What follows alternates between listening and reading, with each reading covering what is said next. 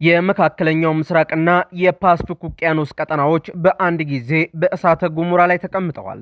እስራኤል ታሪካዊ የተባለውንና ዓለምን ያስደነገጠውን ይፋዊ መግለጫ ሰጥታለች። የመከላከያ ሚኒስትሩ እስራኤል ካትዝ ሀገራቸው የቀድሞውን የኢራን ጠቅላይ መሪ አያቶላ አሊ ሐሚኒን በታለመ የአየር ድብደባ መግደሏን በይፋ አምነዋል። ይሄ ብቻ አይደለም፣ አዲሱንም የኢራን መሪ ለሞት የታጩ ናቸው ሲሉ በቀጥታ ዝተዋል። የቴህራን ምላሽስ ምን ይሆን? በሌላ በኩል ደግሞ በፓስፊክ ውቅያኖስ ላይ የሃያላኑ ፍልሚያ ለይቶለታል። ቻይና የኒኩለር አቅም ካላት ሰርጓጅ መርከብ ላይ የረጅም ርቀት ሚሳኤል ስትተኩስ፣ አውስትራሊያና ፊጂ ደግሞ ታሪካዊ የተባለ የጋራ መከላከያ ስምምነት ተፈራርመዋል። ዛሬ በእነዚህ ሁለት ዓለምን ባናወጡ ሰበር መረጃዎች ዙሪያ ዝርዝሩን ይዘንላችሁ ቀርበናል።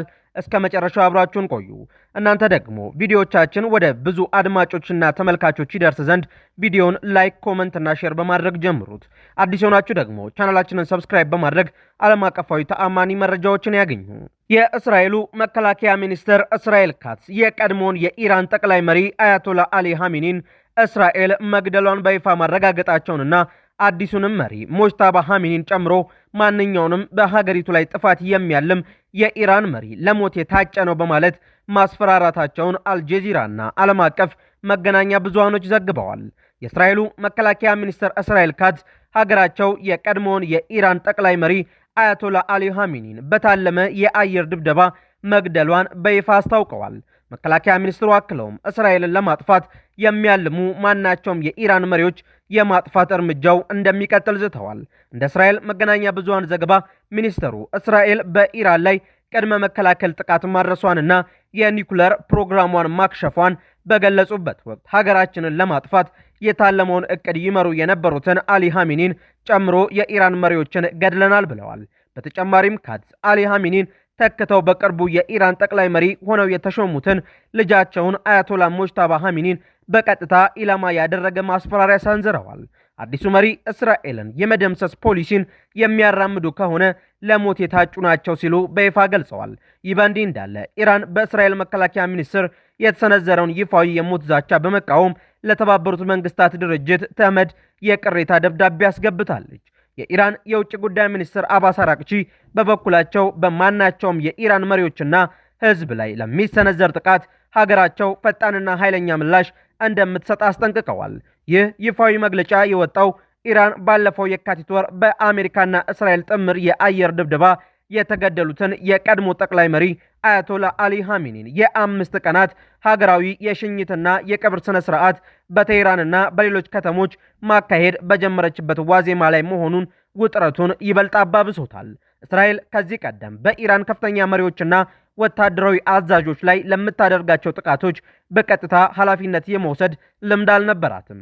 አሁን ግን መከላከያ ሚኒስትሩ አሊ ሐሚኒ የተገደሉት በእስራኤል ጥቃት መሆኑን በግልጽ መናገራቸው የቴልአቪቭን ወታደራዊ ተቋም በራስ መተማመንና በክልሉ ያላትን የበላይነት ለማሳየት የታለመ የስነ ልቦና ጦርነት ስልት አካል ነው። አሊ ሐሚኒ ከተገደሉ በኋላ የሃይማኖታዊና ፖለቲካዊ ስልጣኑን የተረከቡት ልጃቸው ሙጅታባ ሐሚኒ ናቸው። አዲሱ መሪ ስልጣን በያዙ ማግስት የእስራኤል ቀጥተኛ የሞት ዛቻ ማረፉ የኢራንን የውስጥ የጸጥታ መዋቅር ከፍተኛ ስጋት ላይ ጥሎታል። ሙጅታባ ሐሚኒ ህዝባዊ ቅቡልነት ለማግኘት የመቋቋሚያ ዘንግ የሚባሉትን እንደ ሄዝቦላና ሐማስ ያሉ የክልሉን አማጽያን መደገፍና እስራኤልን መጋፈጥ ሲገባቸው፣ በሌላ በኩል ደግሞ እንደ አባታቸው የድብደባ ሰለባ ላለመሆን ከፍተኛ ጥንቃቄ ማድረግና መሸሽ እንደሚኖርባቸው ያሳያል። ኢራን የአሊ ሐሚኒን ቀብር ለወራት አቆይታ አሁንም ማድረጓ የውስጥ አንድነቷን ለመገንባትና ህዝባዊ ቁጭትን ለመቀስቀስ የተጠቀመችበት ነው። በሚሊዮኖች የሚቆጠሩ ኢራናውያን በቴህራን አደባባዮች ወጥተው ለአሜሪካና ለእስራኤል ሞት ይሁን እያሉ መጮኻቸው የሀገሪቱ ገዢ መደብ ከውድመት ጦርነት በኋላም ቢሆን አሁንም ህዝባዊ ድጋፍ እንዳለው ለማሳየት የሚፈለግበት አጋጣሚ ነው። ኢራንና እስራኤል አሜሪካ በቅርቡ ጊዜያዊና ደካማ የተኩስ አቁም ውስጥ ቢሆኑም እንደነዚህ ያሉ መግለጫዎች ስምምነቱን በቀላሉ ሊያፈርሱት ይችላሉ። ኢራን በአሁኑ ወቅት የኢነርጂ መተላለፊያ የሆነውን የሆርሙዝ ሰርጥን የመቆጣጠር አቅም ስላላት ውጥረቱ ከገነፈለ ዓለም አቀፍ የነዳጅ ንግድና ኢኮኖሚ ቀውስ ሊቀሰቀስ ይችላል። የእስራኤል መከላከያ ሚኒስትር መግለጫ የኢራንን ከፍተኛ አመራር የማውደም ፖሊሲ ወደፊትም እንደሚቀጥል ማረጋገጫም ሰጥቷል። ይህ ደግሞ በሁለቱ ሀገራት መካከል ያለውን የሻከረ ግንኙነት ይበልጥ ወደ ለየለት የኃይል እርምጃ በመቀየር መላውን የመካከለኛው ምስራቅ ቀጠና ወደማያባራ የጦርነት አዙሪት ሊከት የሚችል አደገኛ ክስተት ነው። በሌላው ሰበር መረጃችን ደግሞ ቻይና በፓስፊክ ውቅያኖስ ላይ ሚሳኤል ማስወንጨፏ ተሰምቷል። የቻይና የባህር ኃይል በዛሬው ዕለት የኒኩሌር አቅም ካላት ስትራቴጂካዊ ሰርጓጅ መርከብ ላይ የሩቅ ርቀት ተወንጫፊ ሚሳኤል ሙከራ ማድረጉን የሀገሪቱ የመንግስት የዜና ወኪል የሆነው ዢንዋ ዘግቧል።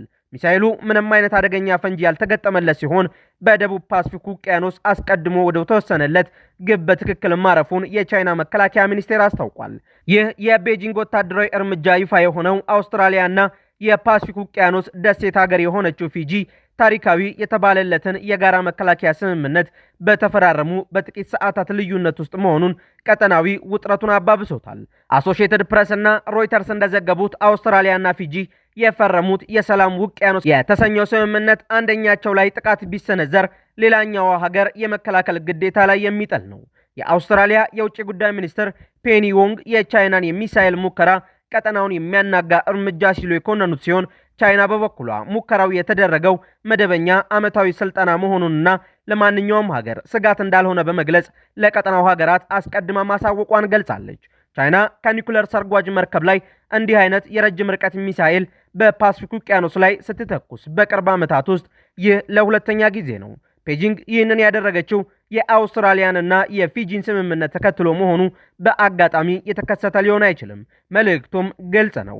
በቀጠናው ውስጥ የሚደረጉ ማናቸውም ወታደራዊ ስምምነቶች የቻይናን ወታደራዊ የበላይነትና የባህር ኃይል ስምሪት ሊገድቡ አይችሉም የሚል ነው። ቻይና እንደ አውሮፓውያን አቆጣጠር እስከ 2030 ድረስ የኒኩሌር ጦር መሳሪያዎቿን ቁጥር ከ1000 በላይ ለማድረስ እየሰራች መሆኑን የፔንታገን መረጃዎች የሚያሳዩ ሲሆን የዛሬው ሙከራ የዚሁ ስትራቴጂካዊ ዝግጅት አካል ነውም ተብሏል። አውስትራሊያ በታሪኳ ከአሜሪካና ከኒውዚላንድ ውጪ የጋራ መከላከያ ስምምነት አድርጋ አታውቅም ነበር። ነገር ግን ባለፉት ወራት ውስጥ መጀመሪያ ከፓፑዋ ኒው ጊኒ በመቀጠልም ከቫኑአቱ አሁን ደግሞ ከፊጂ ጋር የፈረመችው ስምምነት የካንቤራን ስትራቴጂካዊ ስጋት ያሳያል። አውስትራሊያ በሰለሞን ደሴቶች ላይ እንዳደረገችው ሁሉ ቻይና በፓስፊክ ደሴቶች ላይ የጦር ሰፈር እንድትመሰረት አትፈልግም።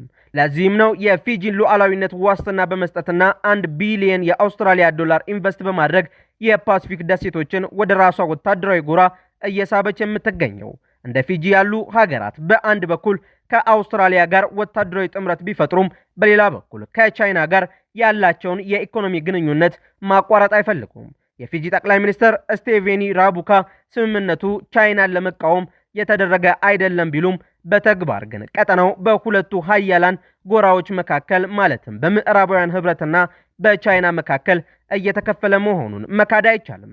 የዛሬው የሚሳኤል ሙከራና የሰላም ውቅያኖስ ስምምነት የፓስፊክ ቀጠና ወደፊት የዓለም ትላልቅ ሀያላን ሀገራት የጦር መሳሪያ ፉክክርና የዲፕሎማሲ ፍልሚያ ማዕከል የመሆን ዕድሉ ከፍተኛ መሆኑን ማሳያ ነው። ውድ የአውደ ዓለም የዩቲዩብ ቻናል ተከታታዮቻችን አዳዲስ የተሰሙ ሰበር መረጃዎቻችን እነዚህን ይመስሉ ነበር። በእነዚህ መረጃዎች ላይ ያላችሁን ሀሳብ አስተያየት በኮመንት መስጫው ላይ አስፍሩልን።